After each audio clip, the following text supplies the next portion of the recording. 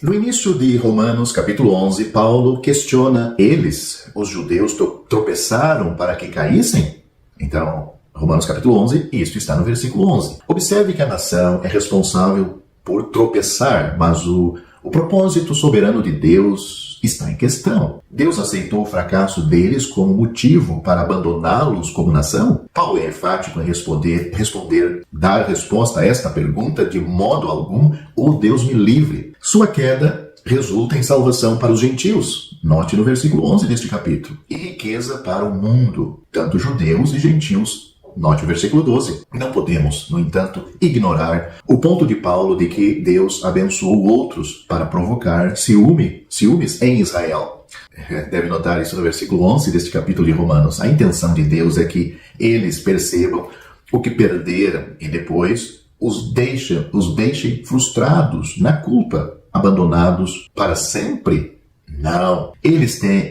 Deus, tem em vista o retorno deles à plenitude. Isso também está claro no versículo 12 deste capítulo 11 de Romanos. Paulo pergunta, Deus rejeitou seu povo? Está no versículo 1. A resposta inicial de Paulo é que Deus não rejeitou todo judeu.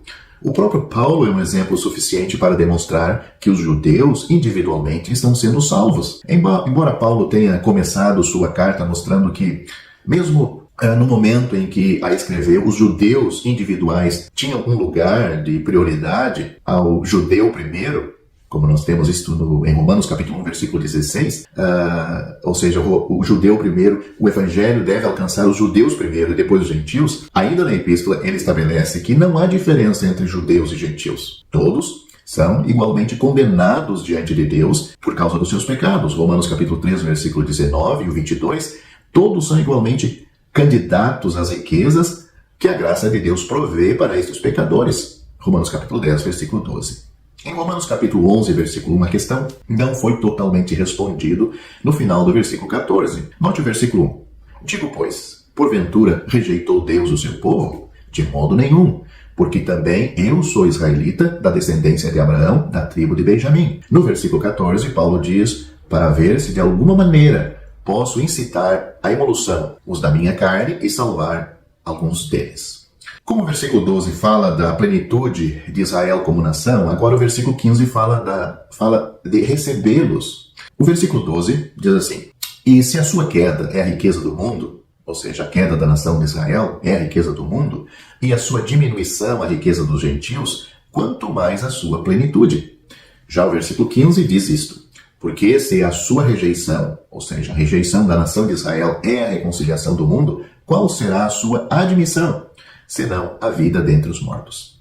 Neste versículo, o rejeitar ou rejeição contrasta com o receber, que seria a mesma coisa, aceitação.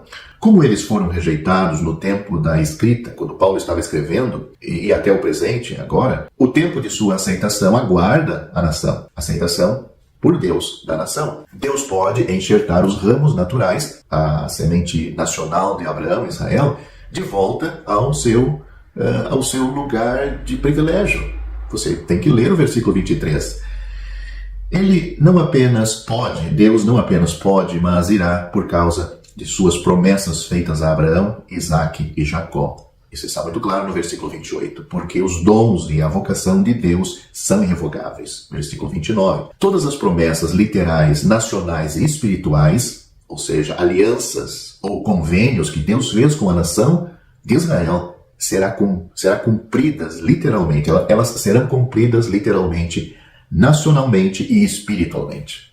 De todas as nações, o futuro de Israel é o mais brilhante e glorioso. Deus cumprirá sua antiga promessa. A igreja não é a continuação nem substituição de Israel. É isso que os reformadores dizem, mas estão errados. Note o que Deus diz, o Senhor fará de vocês cabeça e não cauda. Deuteronômio, capítulo 28, versículo 13. E Deus vai cumprir isto com esta nação salva, ou os salvos dentro desta nação.